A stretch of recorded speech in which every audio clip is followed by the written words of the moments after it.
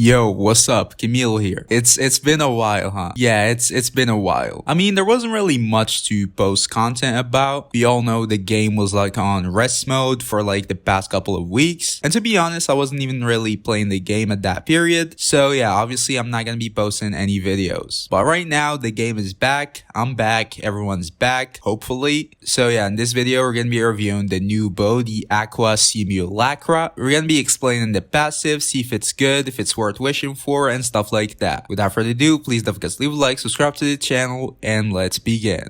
Alright, so starting off with the stats of the bow. At level 90, it's gonna have a 542 base attack. For a 5-star bow, that's on the lower side. Actually, that's the lowest base attack on a bow since Genshin ever released. So yeah, the base attack is low, for a 5-star at least. There are even like 4-star weapons like the Blacklift and the Sacrificial that are gonna have higher base attack. But the passive at level 90 is gonna be 88% 0.2 crit damage. That's a pretty big passive. For reference, we have the Thunder Impulse. It also has crit damage as a substat and it only has 66.2. The Aqua is gonna have 88% 0.2. So yeah, these are the raw stats. I would say in general they're pretty average. A pretty low base attack but a pretty high substat, so it's kind of balanced. Now moving on for the passive. So you're gonna have your HP increased by 16%. That's just pretty simple. If you equip this bow on any character, this character is gonna have his HP increased by 16%. Now we have when there are opponents nearby, the damage dealt by the wielder of this weapon is increased by 20%. And this will take effect whether the character is on field or not. So yeah, that's also pretty simple. You're gonna have a 20% damage increase for the character equipping this weapon. This 20% is probably gonna be additive. That means it's gonna be like the goblet, stuff like that. Any damage bonus is gonna be added to them. So yeah, that's the passive of the bow, just a 16% HP increase and 20% damage increase. Pretty simple and probably pretty consistent.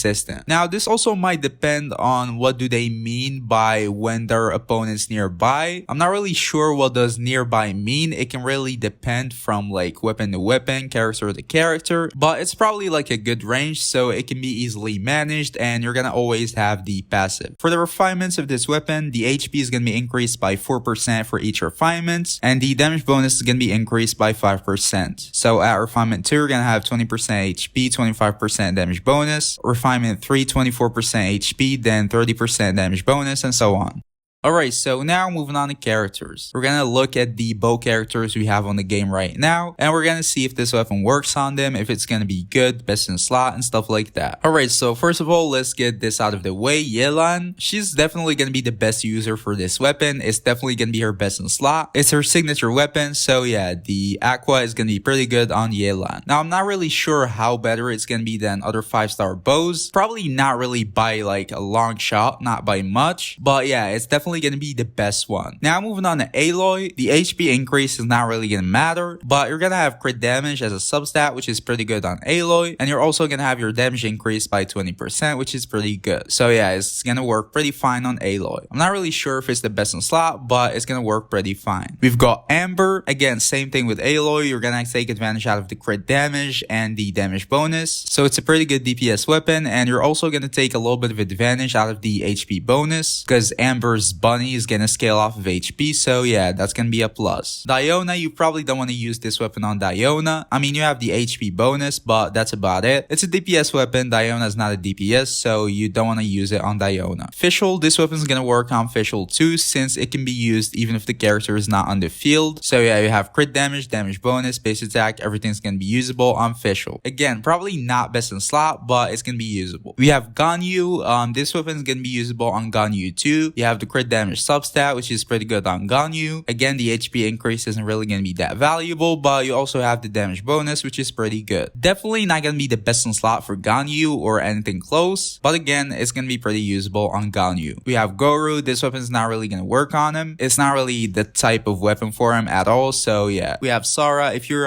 building her for damage, then this weapon is going to be pretty good on her too. Crit damage and a damage increase, that's always going to be good on any character who deals damage. Almost. We have Venti. Venti, if you're building Venti as a DPS with like crit, in that case, this weapon's gonna be pretty good on him. Otherwise, it's not really gonna be that good. And honestly, I don't recommend building him with crit. Just build him with like elemental mastery. It's gonna be cheaper and better. So yeah, it really depends on what build you're using on Venti, but generally it can work, but it's not really recommended to use on Venti. We have Child and Yoimiya, pretty much the same thing really, we're just repeating it. It's a good DPS weapon. They both can use crit damage. They both can use damage bonus. Definitely not gonna be like their best in slot or anything. You have the Thunder Impulse and the Polar Star. All of these are gonna be better than this weapon, but it's gonna be a very viable option on them. Probably better than any 4-star weapon and better than a lot of other 5 stars. So yeah, that's it for the bow characters we have on the game right now. Now I'm gonna tell you guys the conclusion. Should you wish for this weapon or not? So right off the bat, this weapon is gonna be like good. For a 5-star weapon, it's not bad. It's not really like super good either, but it's just good. It's there. Also, the passive doesn't really require much. You just need to be nearby enemies. So it's not really like a big condition or anything like that. That means this weapon is gonna be kind of like future proof. Any new bow characters who can use crit and be like a usual DPS can probably use this weapon. That means it is a good investment for a bow. That if you don't already have a good bow. If you have something like the Thunder Impulse, for example, the Polar Star, or you have the Skyward, for example, all of these are already like good 5-star bows. So if you don't need to use them on other characters and stuff like that, and you already have them, they are probably gonna be enough. You're not really gonna be seeing like a huge difference between them and the Aqua. But if you don't have a 5-star bow or you need another one, in that case, yes, the Aqua is gonna be a pretty decent investment. So yeah, I would say if you don't have any bows, just go for it. If you already have a good 5-star bow, a good DPS 5-star bow, not like the LG for the end and stuff like that, in that case, it's probably not necessary to go for this weapon. You should probably skip it in that case. But if you don't already have a 5-star bow and you're wondering if it's a good investment, in that case, yes, it is. So yeah, that was the video, guys. I wish you enjoyed it. Please don't forget to leave a like, subscribe to the channel, and see y'all in the next video. Peace.